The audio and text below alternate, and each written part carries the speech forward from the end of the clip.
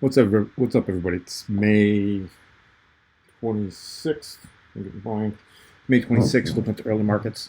Some of the stuff that people are looking at and talking about today is why in the heck are the markets up so high again? That's kind of an old subject where you can get a lot of that, but with all the issues going on with Hong Kong right now, all the problems we have going on over there with China, how do we manage to get the stocks up higher again? Why are they up there? I don't know. Crude's up again too. Crude's got an interesting little story that I've been looking at. If you go and look at let me get into that chart. If you go and look at the June contract right now, I'm sorry, the July contract in crude, we've got a pretty big glaring gap, and we know markets don't like to leave gaps behind, but we got to go all the way up to 41.88 to fill this gap.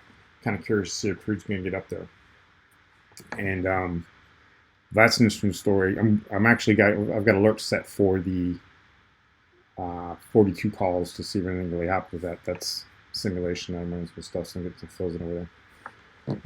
But so I'm keeping an eye on that. Keeping an eye on the 42 strike in crude options because I want to see if we can get up there and fill that gap. We've only got a couple weeks left to get into there, so that's something to keep an eye on for sure. Algos. I put an algo out there this week on my YouTube channel that you might want to look at. It kind of shows how you can build a continuous algo. A lot of people mention issues with their algos where they're kind of one and done. They put an algo in and it doesn't really do much. It just kind of puts in that one algo and doesn't really do any more than that. It puts in the one order and it kind of stops. So I put something up on YouTube to show you how to do that. I'm going to put out a corporate tweet on that probably go out next week. I'll build it this week and get it out. Just keep an eye on that. Some other stuff that I'm building that you're going to see is some tweets coming out about TTOMS. We're going to have an announcement coming out about that pretty soon, and I'm building some tweets to show the functionality on that. Trading Technologies has built a much more elaborate order management system, so that's coming out soon, and you're going to see some more information coming out on that before long. Market-wise, I'm going to go back and just spin through the markets real quick and see what's really going on. So let's transition back over to there.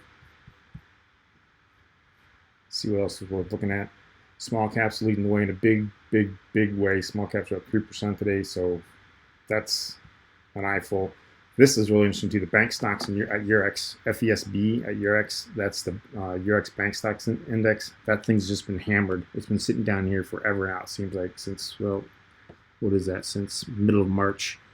And they're having a big day. They're up almost 4%, 3.75%. So that's an interesting one to keep an eye on. Russian stocks are up. MOEX, RTS is up higher. That's really going off crude. Again, scroll down. Crude's up by 2%, 2.25%, 73 cents. So nice little move going in crude. This is really fascinating. I read an article over the weekend that said that UK Natgas might go negative, which seems kind of far-fetched. And it's kind of exploded higher today. It's up 144, up 15%. And that's actually, geez, that's well off its high, too. That got as high as $12. It's back down to 10.75, or it's back down to 10.90 right now. But there was an article floating around saying that UK natural gas could go negative. Yeah, it's giving a response to that, so perhaps that's not going to be the case. Anything else of interest really going on? Bitcoin's not doing much. In FX space, there's some really big movers. Brazilian reals up almost 3.5%. That's hopefully good news for U.S. grains, although we're not getting that big of a movement in there quite yet. That's always interesting to see. That's Brazilian reals going up. That makes the goods a little more expensive, makes our grains a little more competitive in the open marketplace. Peso's made a big move too. Peso's up 2.75%.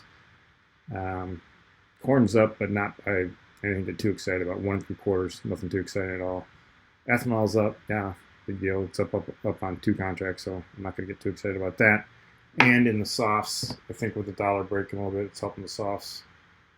And with the Brazilian real rallying, that's helping the softs too. We've got sugars up by over 2%, 1.75% move for coffee. So we got some moves in there. And cocoa's up by 2%. So softs are moving, probably on dollar weakness. So see how that goes. Got anything to talk about? Got anything to comment? Shoot me a line. I'd be happy to talk to you about it. Bye.